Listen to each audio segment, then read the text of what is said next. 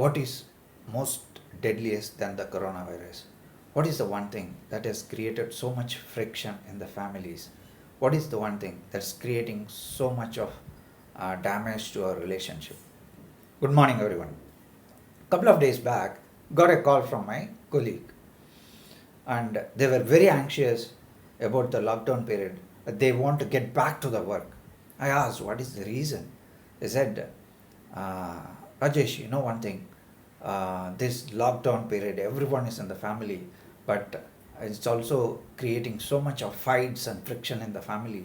Daily we are having fights multiple times. Every morning I get up from the bed thinking that I should not have any fight, but end up having fight all day, all long. I want to get back to the work. This is the time after the honeymoon period. We are staying together in the family, but it's not helping me in any ways. My relationship is damaging day by day. This is the scenario most of the people are facing, including myself.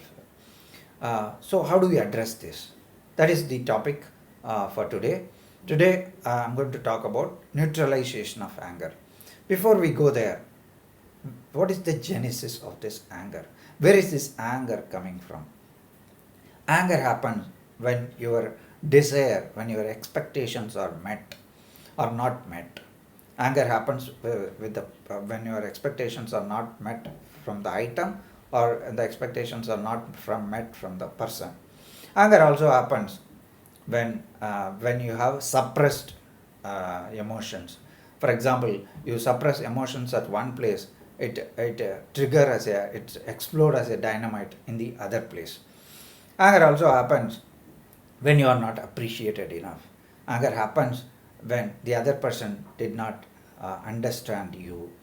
Anger happens when you were being taken for granted by the other person.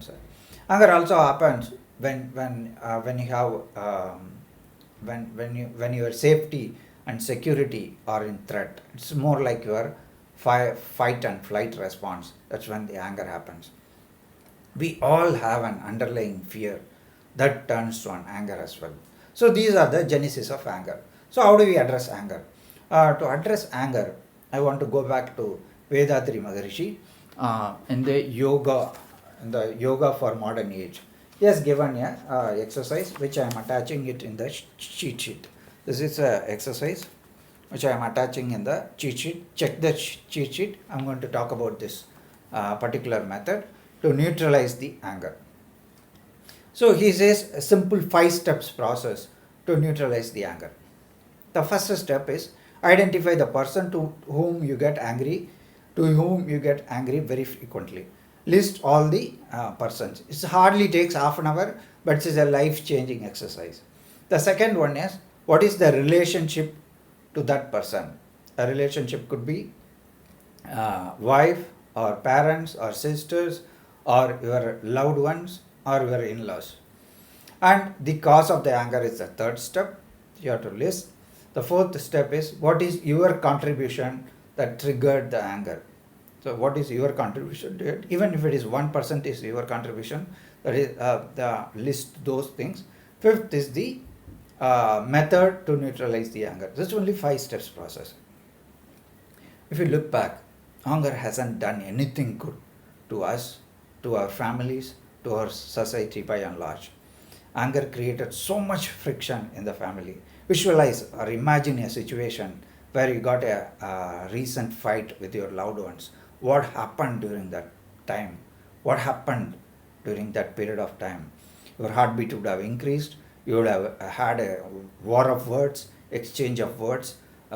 Your eyes would have turned red. You have butterflies in your stomach. You couldn't control your whole emotions. You shouted in the anger, in the angry state. The way I see it is, every time you have a war of words, exchange of words due to anger, it's like punching a nail in a wooden door. Even after that incident is over, you can remove the nail, but the puncture, the hole that left because of the hammering the nail will stays forever. The door is nothing but your punctured heart. That's how I see the anger. The anger has done so much disturbance in the families. So many families are facing problems, difficulties. That too in the lockdown period, we are having more and more fights rather than more and more conversations. So this is how I apply this practical method. 2 weeks back, I went to a grocery store. I wanted to buy some of the grocery items. I was about to come back home. That's when I got a call from my wife to buy 2 more items. That triggered me anger a lot. Then I want to apply this practical method. First, I got a call from my wife. The relationship with that person is my wife is the second step. What is the cause of the anger? When I drill deeper, the cause of the anger is due to the lockdown period. We were how to wait half an hour before I enter into the shop. That half an hour of waiting, and after the purchase and everything, when I came back, I got this call that triggered me the anger. What is my contribution to the anger? I could have done a brainstorm. I could have done little more details of what items to buy. I could have avoided the whole situation itself. What is the next thing? How do I neutralize this anger? Before I go to the shop next time, I will spend more time in the family with my wife, understand what are the items to buy so that this incident can be avoided. This is a simple exercise. This is not at all very complicated. This anybody can do it. I want to add a Pareto rule here. What is Pareto rule says? 80% of our anger comes from 20% of the people. What I'm trying to say is, if you identify 4 persons, those are the 4 persons, those are the loud ones, would have created 80% of your anger. Let's take 1 person at a time. From today, this Saturday, to next Saturday, identify the 1 person to whom you get angry the most of the time. Probably most of the cases it should be your life partner. Identify that person and decide that next 1 week period, you are not going to get angry with that person. This is the important step in this neutralization of anger.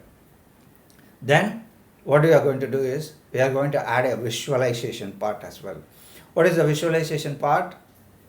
You instead of we always have this our pre stories associated with that person. So even a small word can trigger your anger. In visualization, what we are going to do is think about a person and visualize the things, whatever he has done good to us, and whatever things adding value, what are the value addition that person is doing to us, and visualize that next 1 week period you are not going to get angry with that person, and keep the person in a very positive state, so that even if he hurt you by any means, you are not going to get angry.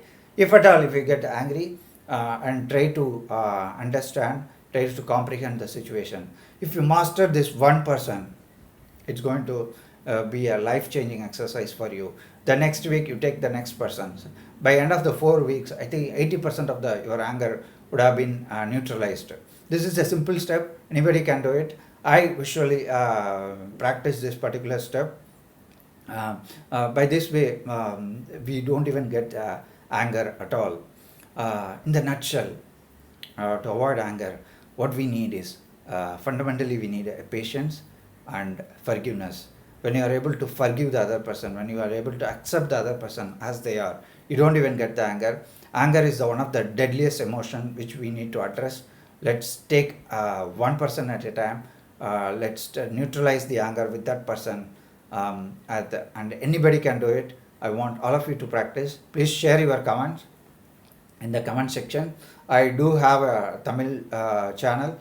This is the first time I'm doing this video in English.